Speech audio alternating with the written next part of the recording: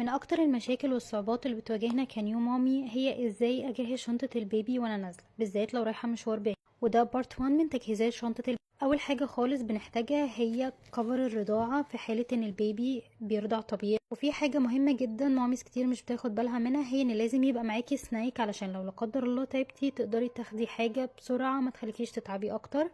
ان كيس ان انتي عاملة دايت او عايزة حاجة هيلثي تقدري تاخدي تمر او دارك. ولو مش عامله دايت او عايزه حاجه هيلثي بتاكلي اي حاجه عادي مش فارق معاكي، ممكن تاخدي الشوكليت عاديه. كمان ممكن تاخدي اي بسكويت من السوبر ماركت، الحاجات اللي بيكون فيها عجوه بحيث ان هي تديكي طاقه عاليه علشان ما تتعبيش اكتر من التعب اللي تعبتيه وتلحقي نفسك.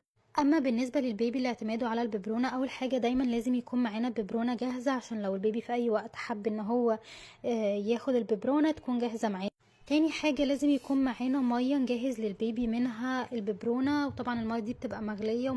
كمان ما ننساش فوطة البيبي مهمة جدا علشان لو البيبي لا قدر الله رجع او حاجة فتبقى المامي حطها على كتفها علشان هدومها ما تتبهدلش، وعشان لو لا قدر الله البيبي رجع نقدر ننظف بسرعة من غير ما تحصل اي خسائر. وطبعا على حسب المدة اللي احنا بنقعدها بره بناخد معانا لبن سبير للبيبي بحيث ان احنا احتاجنا اي كمية لبن نقدر نديها. وفي 4 طرق ممكن ناخد معانا بيبي للبن سبير معانا. الحالة الأولى إن احنا ممكن ناخد علبة اللبن كاملة، بس أنا ما بحبسش كده لأن في الغالب بيحصل مصايب وبتبهدل.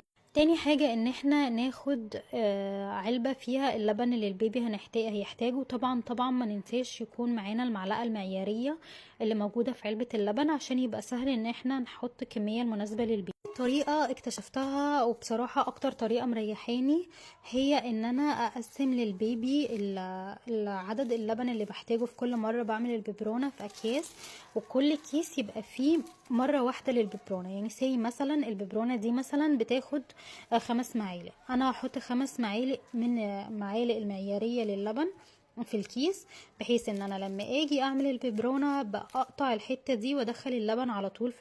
والطريقة الرابعة للأسف اكتشفتها متأخر جدا، وحتى لما اكتشفتها ما لقيتش بسهولة مكان بيبيعها، وهي ان في اصلا منظم رضاعات بيتباع. المنظم ده نفس طريقة العلب بالظبط، بيبقى مثلا 4 علب على بعض، كل علبة بغطاها وبيكون في مكان تخرجي منه اللبن اللي انت هتحتاجيه في المرة الواحدة. طبعا من وجهة نظري ده افضل. استنوا بارت 2 من تجهيزات شنطة البيبي.